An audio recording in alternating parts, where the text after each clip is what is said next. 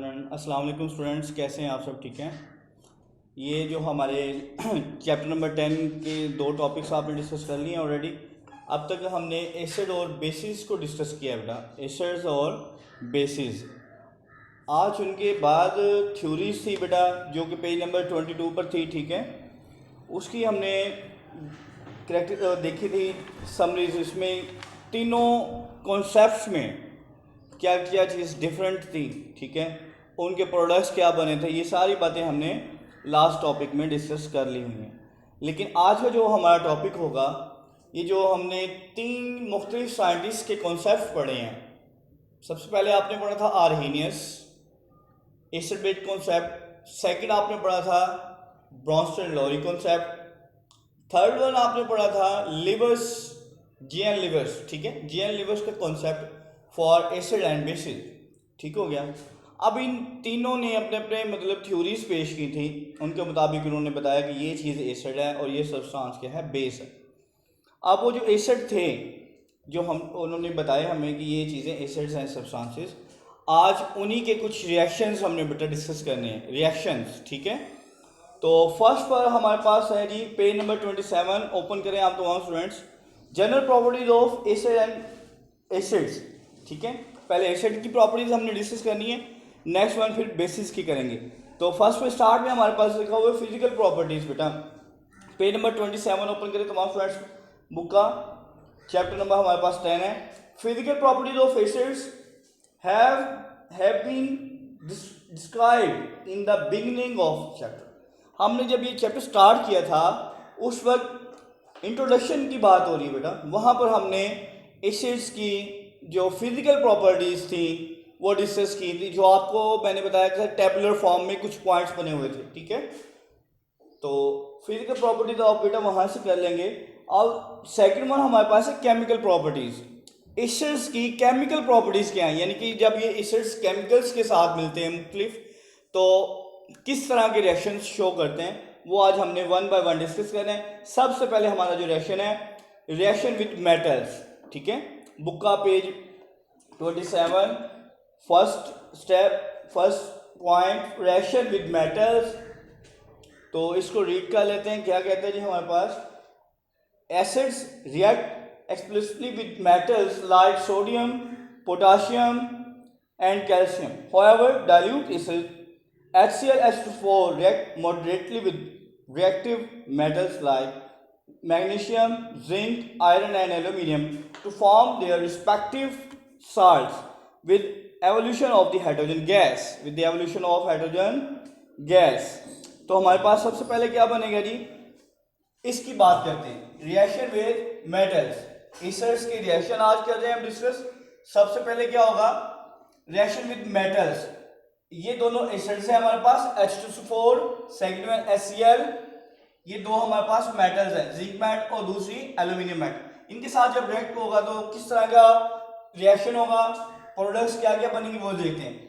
Zinc हमारे पास जब H2SO4 के साथ रिएक्ट करेगा तो ये हमारे पास क्या बन जाएगा जी, zinc sulphate ZnS4 plus zinc, इसके साथ रिएक्ट करके बेटा जिंक सल्फेट, साथ क्या बन गया इसके, हाइड्रोजन गैस। ठीक है, ये आपको बुक पर जो एरो साइन अपवर्ड नजर आ रहा है, इसका मतलब इस रिएक्शन में से हाइड्रोजन गैस एवेल्यूएट मतलब एस्केप आउट हो जाएगी, बाहर निकल जाएगी। ठीक है, प्रोडक्ट की फॉर्म में। सेकंड वन हमारे पास क्या है जी, एल्यूमिनियम ने रिएक्ट करवाना है किसके साथ, HCl के साथ। तो हमारे पास क्या बनेगा, एल्यूमिनियम ट्राइक्लोराइड। ठीक है, साथ इसके क्या बन रहा है हमारे पास, हाइड्रोजन गैस दोबारा से। अब इस इक्वेशंस को हमने बैलेंस करना है। इक्वेशन को बैलेंस कैसे करते हैं, पॉजिटिव जो जिन पर पॉजिटिव चार्ज होता है वो रिएक्ट करते हैं नेगेटिव वाले के साथ, नेगेटिव एलिमेंट के साथ। तो क्लोरीन पर नेगेटिव चार्ज होता है, एल्यूमिनियम की वैलेंसी बेटा आपने 9 में पढ़ी थी +3 होती है। ठीक है, तो ये हमारे पास बैलेंस हो जाएगी, इसकी +3 वैलेंसी और ये 3 क्लोरीन के आइटम है इनकी -3, तो ये स्टेबल हो गए, एल्यूमिनियम ट्राइक्लोराइड बन जाएगा। ठीक है, अब इस इक्वेशन को हमने क्या करना है, बैलेंस करना है। क्या करना है, इक्वेशन को बैलेंस करना है। बैलेंस किस तरह होगा, आप देख सकते हैं एल्यूमिनियम के साथ यहाँ क्या लिखा हुआ है 2, तो आपको यहाँ पर डेफिनेटली 2 प्रेजेंट लगाना पड़ेगा खुद से फॉर द बैलेंस। ठीक है, इक्वेशन को बैलेंस करना है। नेक्स्ट वन हमारे पास यहाँ पर अगर आप 3 लगाएं तो आप देख सकते हैं हाइड्रोजन हमारे पास कितने थे यहाँ पर 6, कितने थे बेटा 6, और HCl कितने हो गए, ये भी 6 थे, तो ये 2 बेटा इस 3 के साथ मल्टीप्लाई हो गए, क्लोरीन भी 6 हो जाएंगे, ठीक है, और हाइड्रोजन भी 6 हो जाएंगे इस तरह से, ठीक हो गया। अब ये एक रिएक्शन है।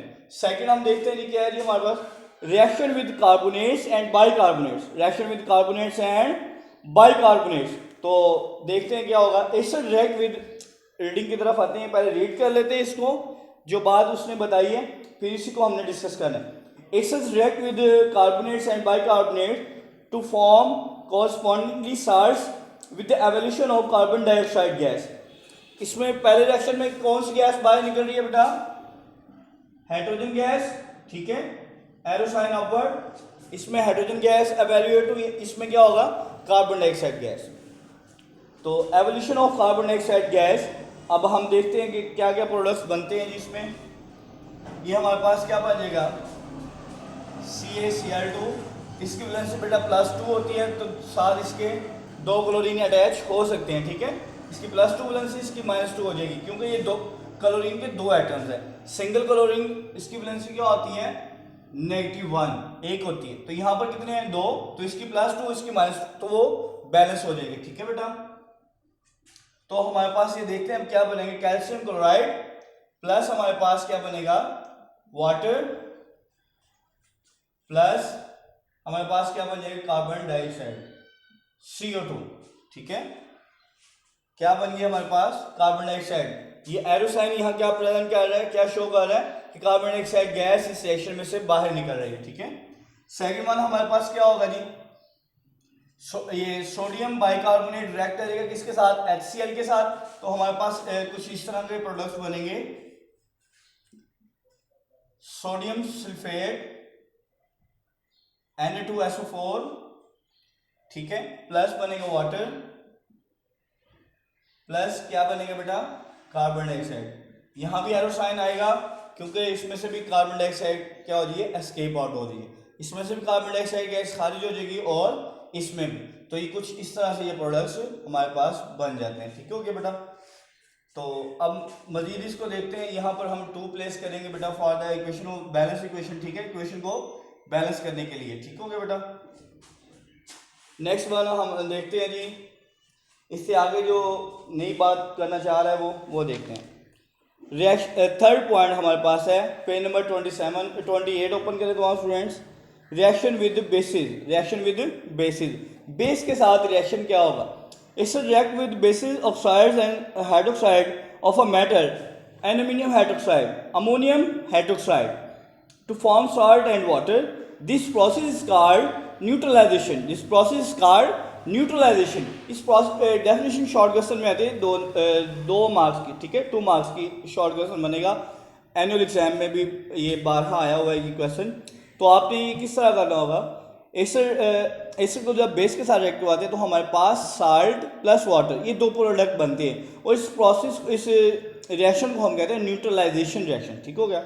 तो हमारे पास क्या बनेगा जी, यहाँ पर रिएक्शन विद बेसिस, एसिड का रिएक्शन करवा रहे हैं, रिएक्ट करवा रहे हैं किसके साथ, बेस के साथ, ये बेस है और ये क्या है हमारे पास एसिड है, तो हमारे पास क्या बन जाएगा, NaCl, ठीक हो गया, प्लस क्या बन गया हमारे पास, वाटर, ठीक हो गया।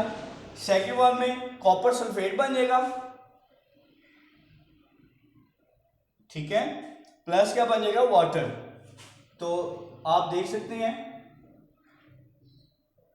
सॉरी वाटर बनना है यहाँ पर, आप देख सकते हैं जी, एक साल्ट बन गया NaCl प्लस वाटर, ये साल्ट है ये वाटर है, ठीक हो गया, ये भी साल्ट है और ये क्या है, वाटर।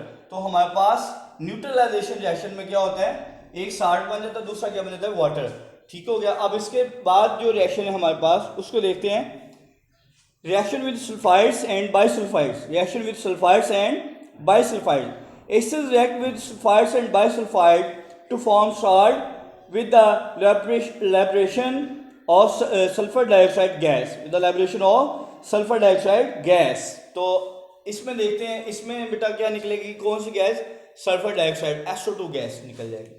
तो हम देखते हैं क्या रिएक्शन होगा।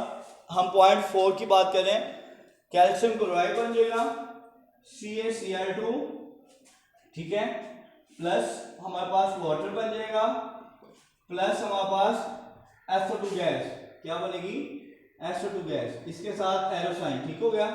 इसके साथ भी क्या आएगा एरोसाइन, यानी कि इस रिएक्शन में सल्फर डाइऑक्साइड गैस क्या हो जाएगी एस्केप आउट हो जाएगी।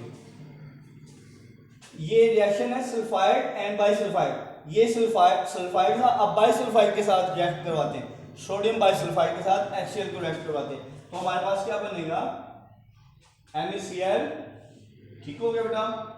इसके साथ क्या बनेगा वाटर, प्लस हमारे पास बाकी क्या बच जाएगा, इधर से सोडियम मिल गया किसके साथ क्लोरीन के साथ, NaCl बन गया बेटा। अब उसके बाद वाटर कैसे बना है, एक H यहाँ पर है, एक H यहाँ पर है, दो H हो गए H2, और यहाँ से एक ऑक्सीजन अपने साथ वो क्या बना लेगा वाटर।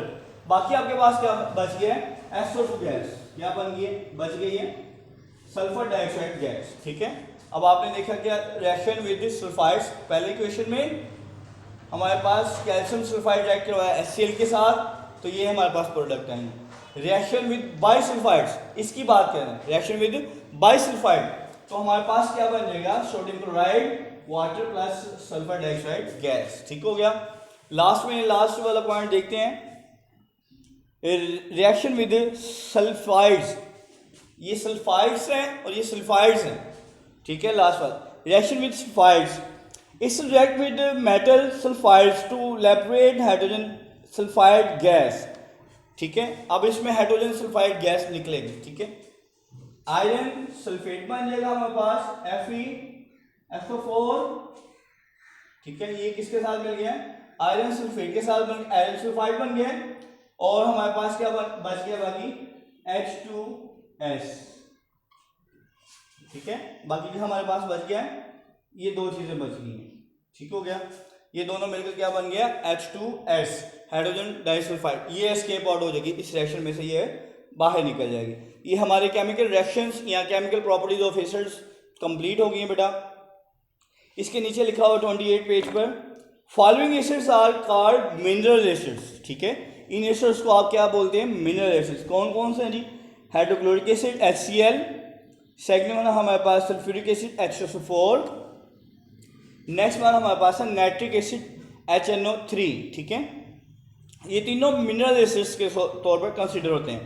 तो शॉर्ट क्वेश्चन भी आता है डिफाइन मिनरल एसिड्स, तो आपने इन तीनों के नेम प्लस इनके फार्मूलाज भी लिख देने हैं। नेक्स्ट में हमारे पास है यूज ऑफ एसिड्स, तो सबसे पहला यूज़ करते हैं sulphuric acid, king of chemical हमारे पास किस चीज़ में इस्तेमाल होता है, क्या इसके यूजेज हैं वो देखते हैं। It is use for the manufacturing fertilisers, ये खादे बनाने में, ammonium sulphides, calcium super phosphate, ये सारी बेटा फर्टिलाइजर्स हैं हमारे पास। एक्सप्लोसिव धमाका खेज मवाद में भी इस्तेमाल होता है, पेंट्स डाइज ड्रग्स, इन चीज़ों में इस्तेमाल। It is also used as an electrolyte in lead storage batteries, ये लेड स्टोरेज बैटरीज में भी इस्तेमाल होता है। नेक्स्ट वन हमारे पास है जी नाइट्रिक एसिड का इस्तेमाल, बुक का पेज नंबर 28 आप बेटा आप रीडिंग कर रहे हैं हम, तो बुक पर ही देखें।